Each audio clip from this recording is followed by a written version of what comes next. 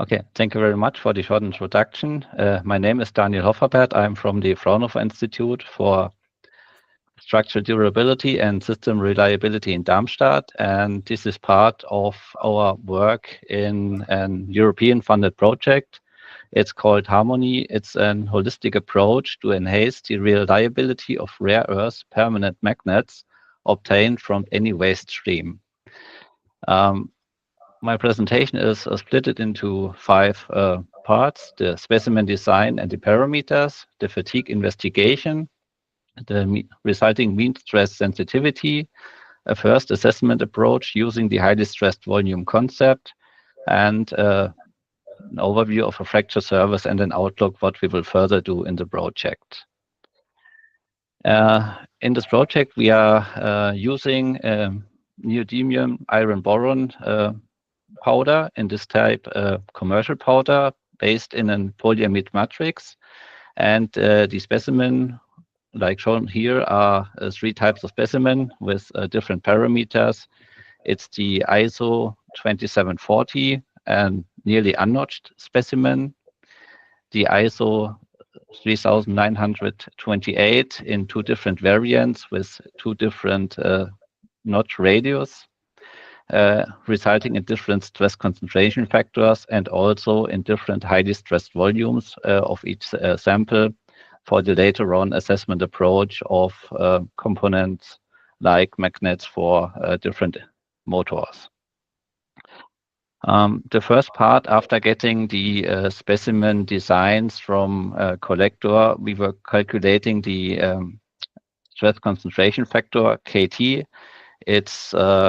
It was made with the finite element software Abacus using quadratic elements. And on the left-hand side, you can see the FE model using a normal stress of 1 Newton for the stress concentration calculation. And on the right-hand side, you can see the overall stress distribution, as well as the calculated stress concentration factor in the notch. This was performed for all three specimen designs. And based on this, we were going forward to the highly stressed volume, which was used for our assessment approach later.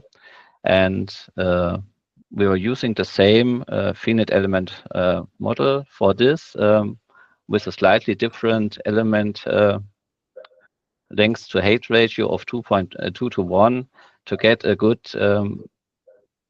element distribution over the radius in the highly stressed volume. On the right-hand side, there is the highly stressed volume shown as the red-colored area of the notch. It is the volume with the 90% of the highest maximum stresses.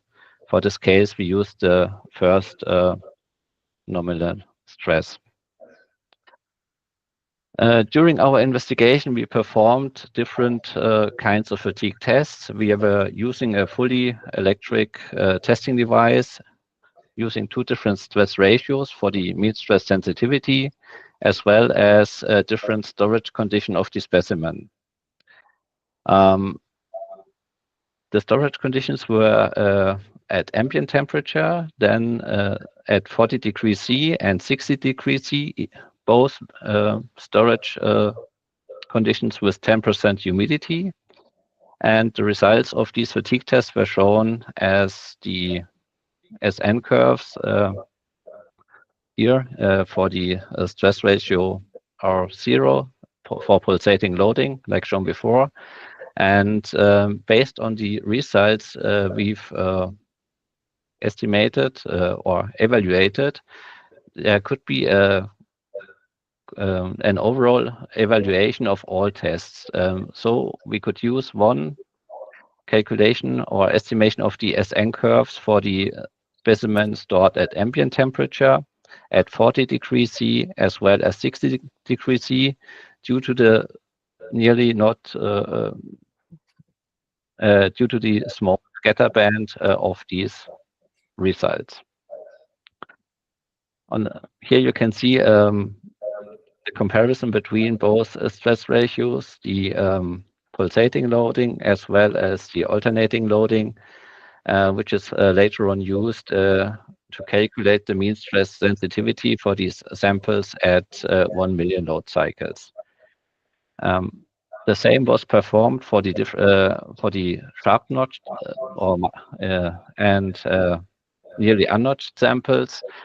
For better overview, we've decided to delete the particular fatigue test results like shown before, and plot only the Wöhler curves with the necessary results like the endurable load amplitude as well as the scatter band, which was estimated during the evaluation process. For evaluation of the fatigue test results and plotting the SM curves, we used the method of maximum likelihood, which is a common method used at our institute. The last results we've obtained so far are the results for the sharp notch samples, where we can see there is a difference in the scatter band, at least at alternating loading, where we have a quite big variety of the test results compared to the results under pulsating loading. And what are we doing with these results? As mentioned before, we were trying to we calculated the mean stress sensitivity according to Schütz. And for better overview, we've plotted the results in an Hay diagram. On the first step, we see the results for alternating loading without any mean stress. And then additionally, the three results for the pulsating loading with the same mean stress level like load amplitude. And based on these results, the mean stress sensitivities for these samples can be calculated, resulting in different mean stress levels between 0.64 and 0.78, which means that the mean stress have a slightly high influence on the fatigue behavior of these samples. What I've forgotten to mention is that we use these samples as reference material without subsequent magnetization, which is part of the current work. For the assessment approach in this project, we were using the highly stressed volume approach, which is shown here. In this case, you see the results of the 6 Wöhler curves, resulting in 3 results at pulsating and alternating loading.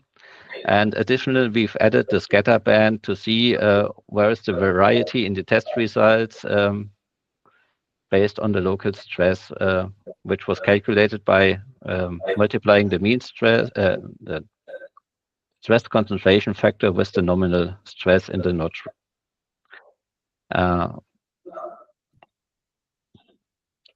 With this approach, we will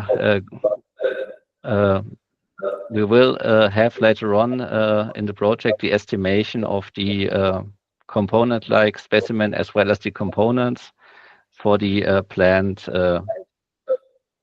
motors. Last but not least, an overview of a fracture surface of one sample. On the left-hand side, you can see a direct picture of the fracture surface. On the right-hand side, you can see the polished surface with the magnetic particles aligned in circles due to the manufacturing process, the injection molding process of the samples. And on the lower picture of this side, you can see the particle distribution, which will be used for the calculation of the size of the particles in this area, as well as the distribution function.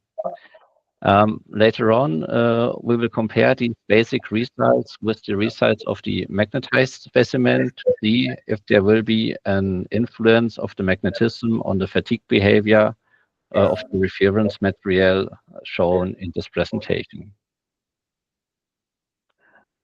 Thank you for your attention, and for any questions,